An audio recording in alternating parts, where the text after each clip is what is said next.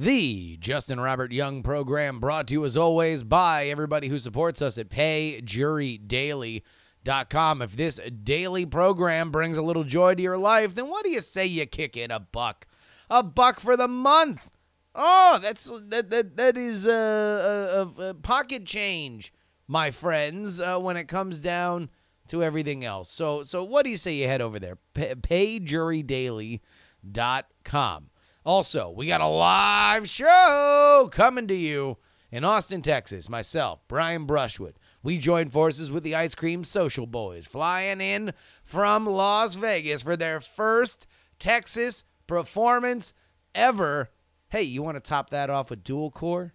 Little nerd core rap for you? Oh, how about this? You go ahead and add the Possum Posse on top of it. How about just announced special guest, Tom Merritt? How about just announced special guest, the first ever live on stage modern rogue performance? Yes, the YouTube series comes to life live on stage at the North Door. It all takes place March 9th. Doors at 2. You're going to want to be in as soon as possible. Running till 6 o'clock. And you can get tickets by going to podcastlink.com/nightattack. Hey, you want to have it be even easier? If you're on an iOS device, literally just trigger Siri and say podcastlink.com/nightattack. Just that easy. Just leave it open and just stare at it. All right, never talking about how we support the show. What do you say? Me and you, huh? We just do the damn thing.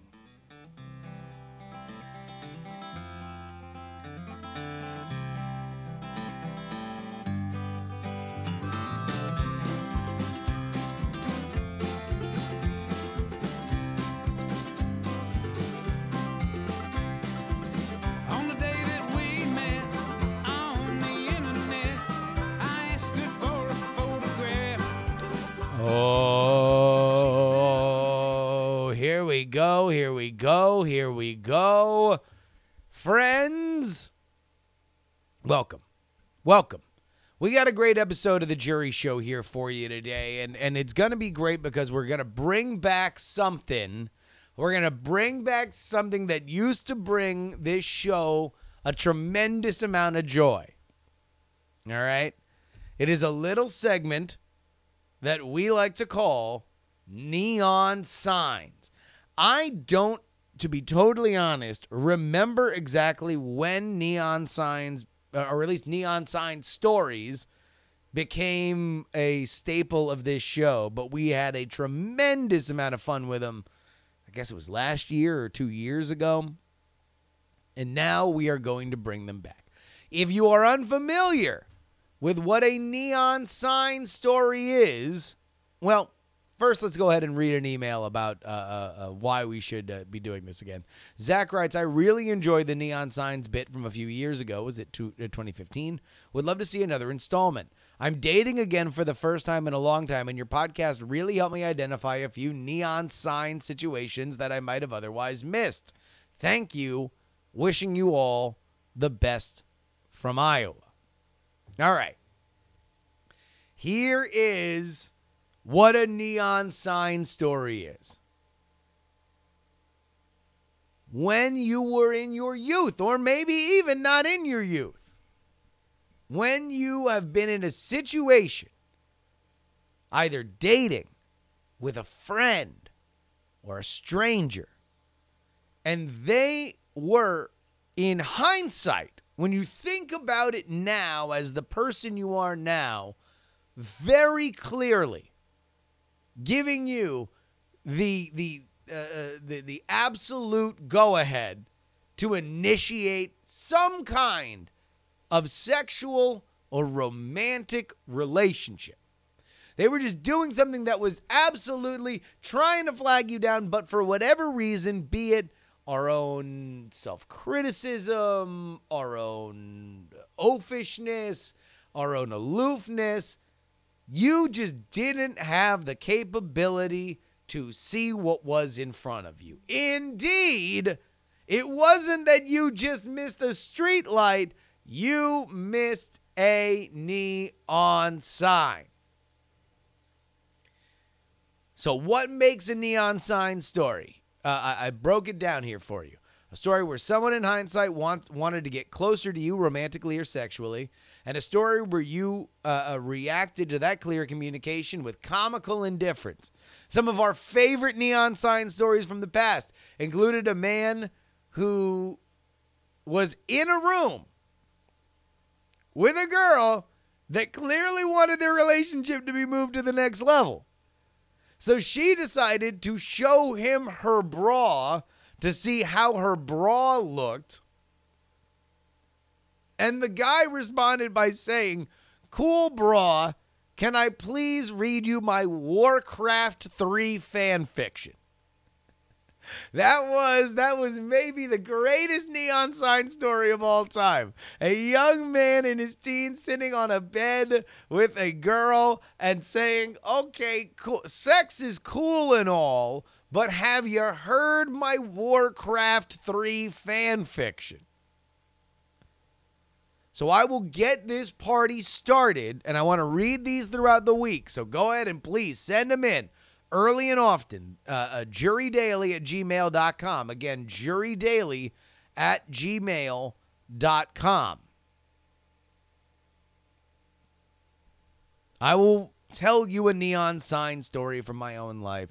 And to be fully honest, I don't remember whether or not I've already told people this story in previous versions of episodes where we've done stuff like this.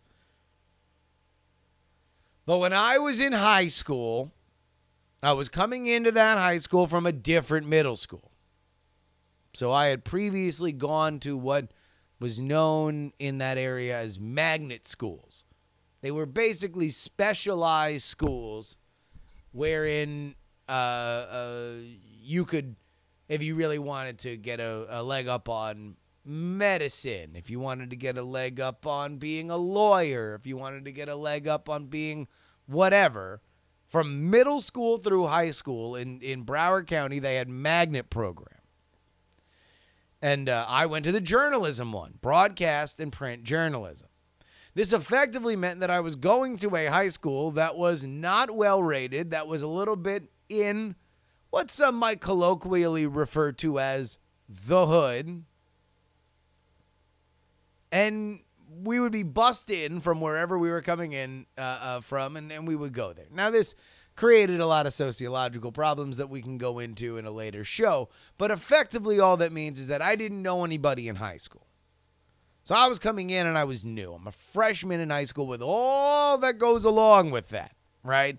Understand, there's hormones roiling. I got boners all of a sudden that are popping out all over the place. I'm just a cesspool of face grease and wondering about all sorts of things that are happening in and around my body. So, in my freshman English class, there's a very cute goth girl sitting in front of me. She always dresses all in black. She's got the combat boots.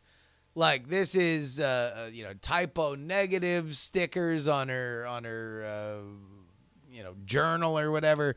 Like, this is very, very sweet. We wound up becoming very good friends, but for all we know right now, she is just a goth girl. And she starts telling me that she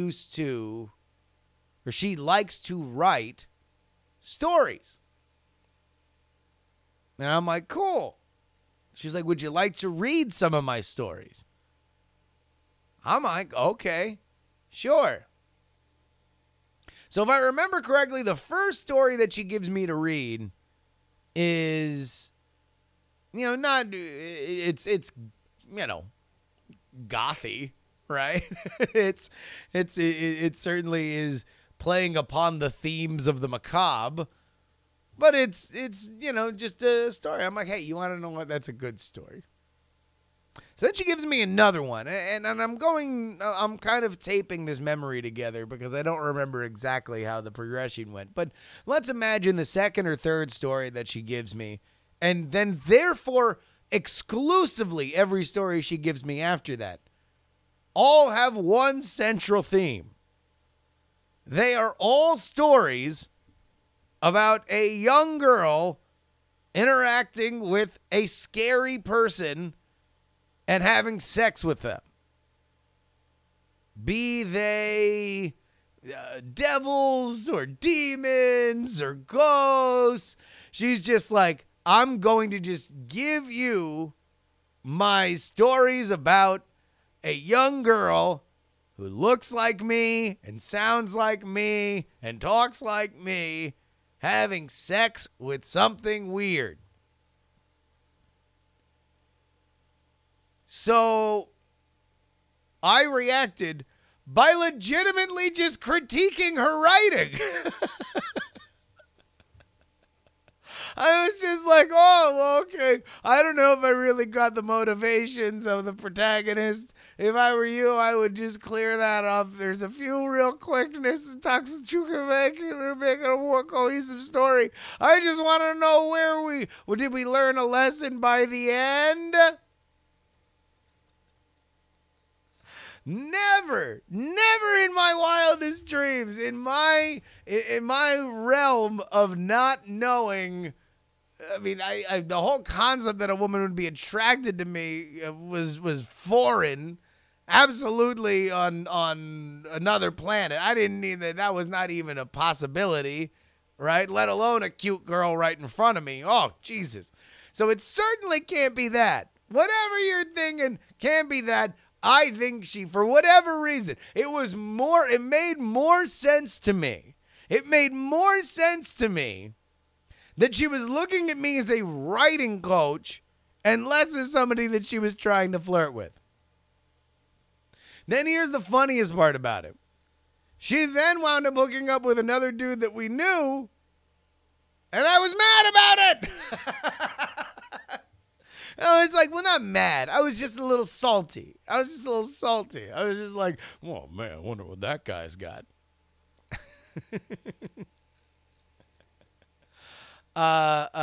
So that is my neon signs story. I do believe that indeed, and I've had conversations with her since, because we became friends. I'm pretty sure that's a neon sign story.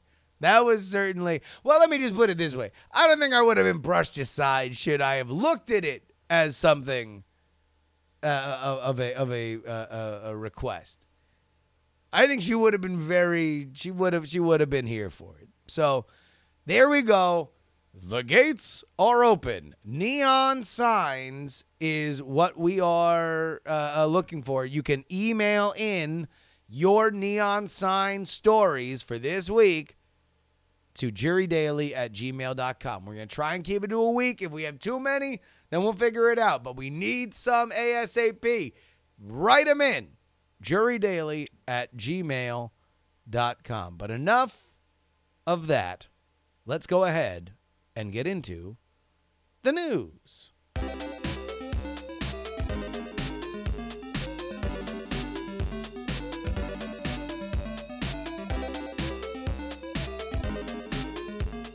News.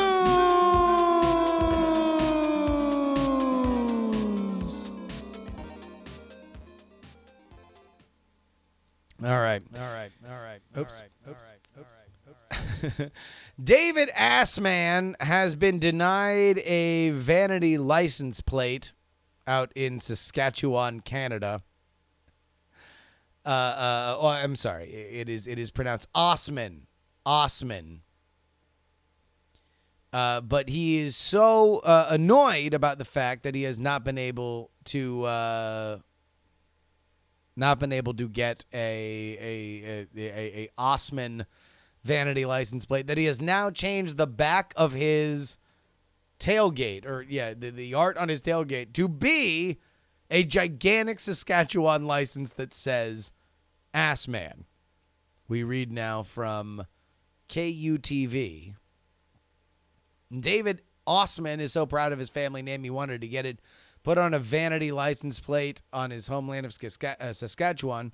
Assman was denied the vanity plate by Saskatchewan government insurance, reading Assman because some may find it offensive.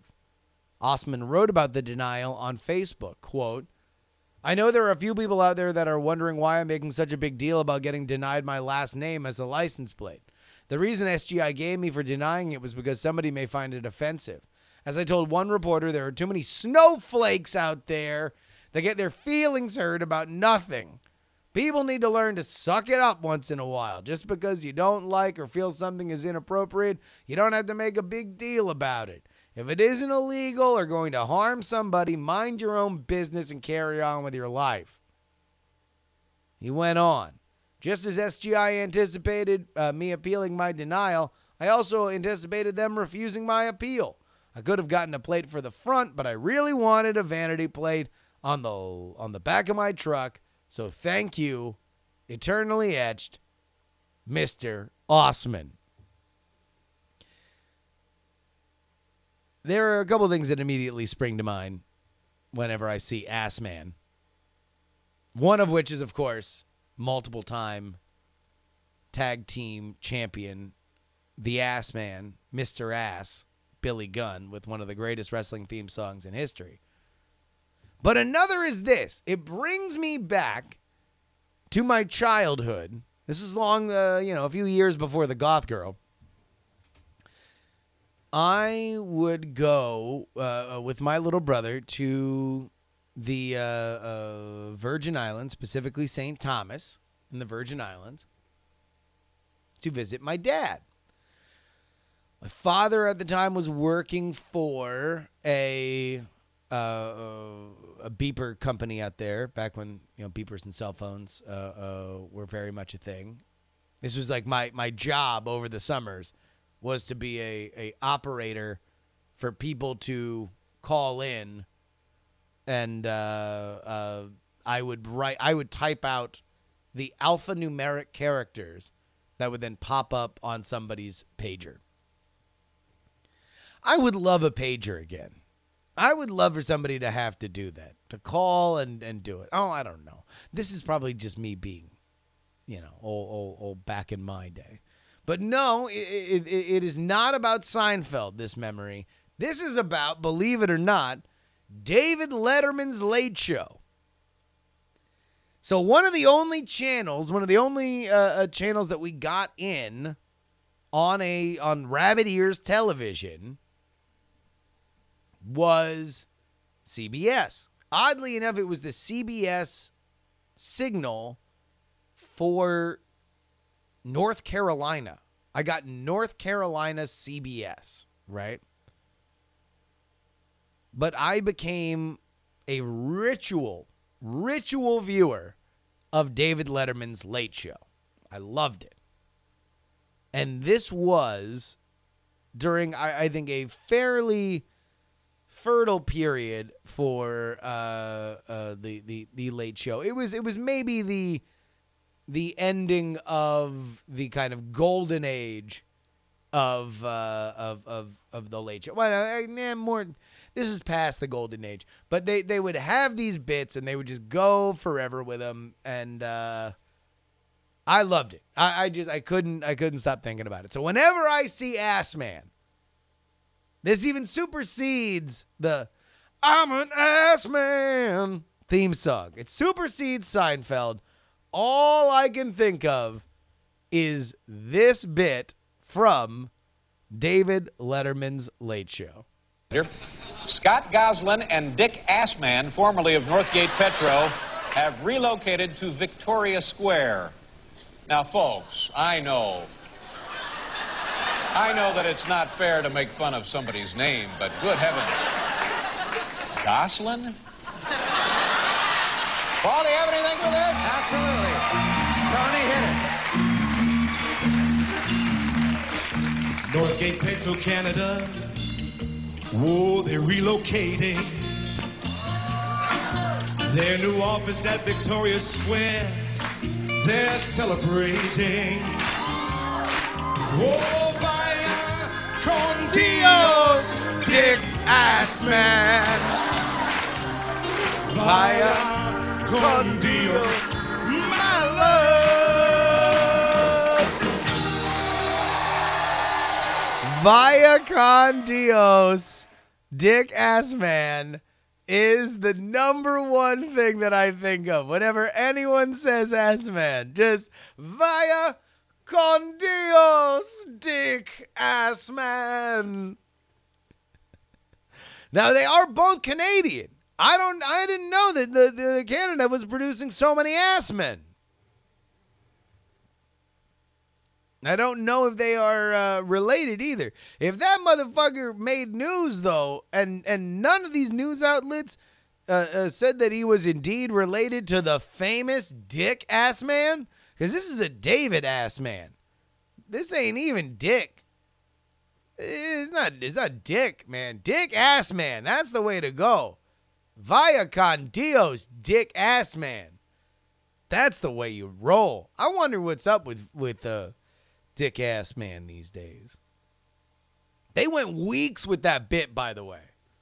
They went weeks with the Dick Assman thing. They wound up like getting him on the show, and they made a big deal. They like sent the producer out to his new gas station. They fucking rode that Dick Assman sketch, or that Dick Assman joke, into the ground.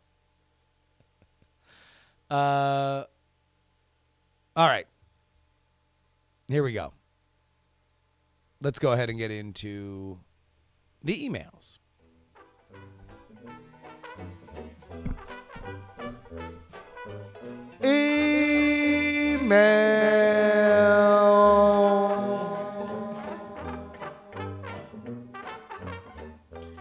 JuRYDaily@gmail.com. Again, JuRYDaily@gmail.com.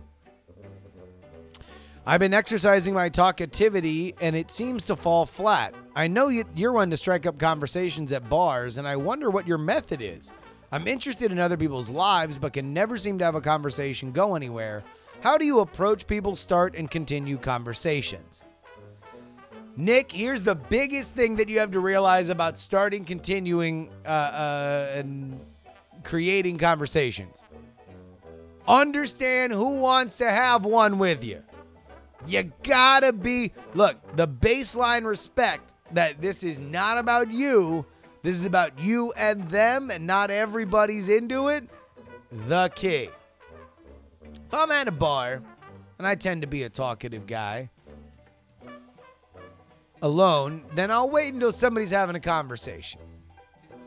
Right? Bartender and them. And then maybe I'll throw out a line. Like, so they're talking about the baseball, right? And then there's something that I know about, and they bring up the Pirates, and I'll be like, Jesus, man, that team's been shit since they let McCutchen go. And then if they want to work me in, they can. But a lot of people don't. So they're just like, yeah, you're right. And then they move on. It's up to them. It's up to them to go forward. Here's another note. You can always ask questions about people.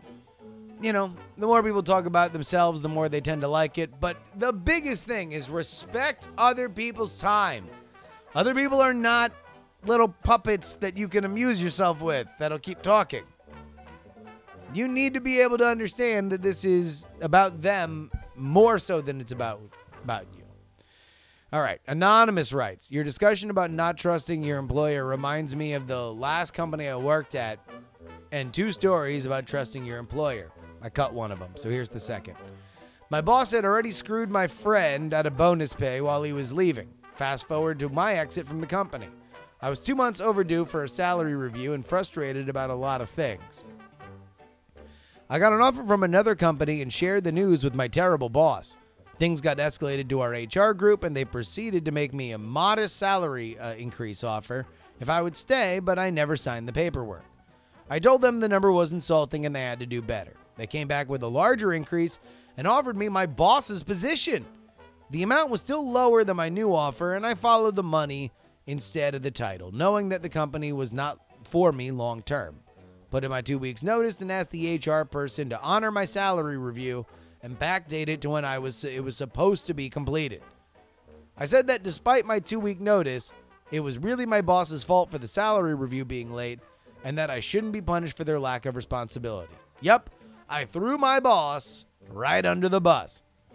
So not only did the HR team member take an unemotional view of the situation, he honored my salary review. My boss was demoted from middle manager back down to an individual contributor, and they offered me their position as a last-ditch effort to keep me on board.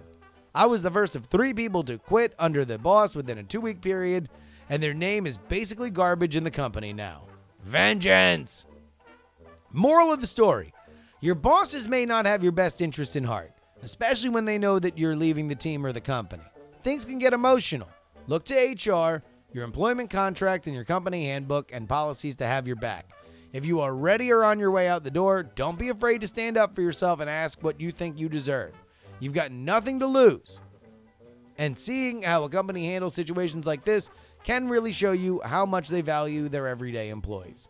Quick shout out to my former coworker, Phil, who I've shared the PX3 and JuRY podcast with. I hope he's laughing at these stories because he knows exactly who I'm talking about.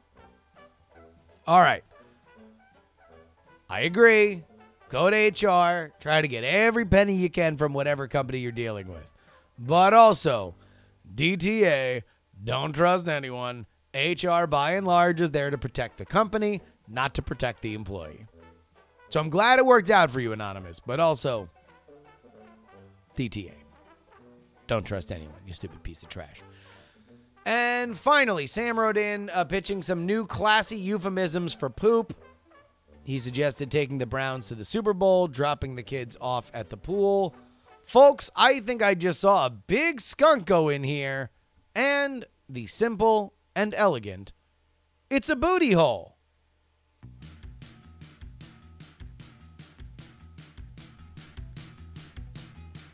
Again, jurydaily@gmail.com, jurydaily@gmail.com. I want your emails.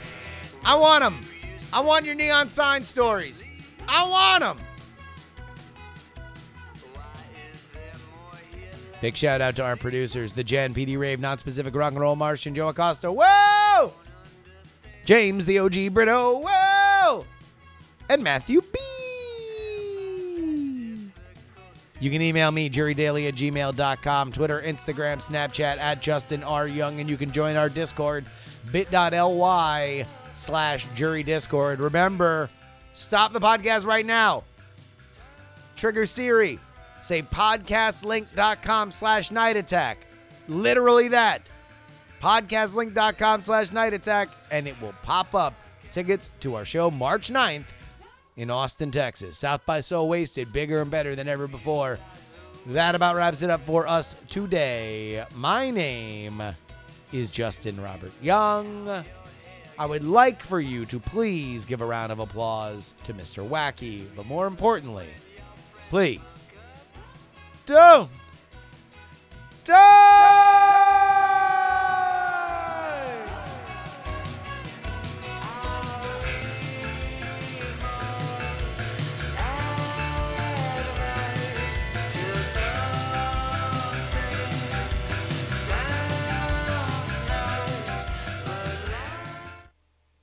Diamond Club hopes you have enjoyed this program.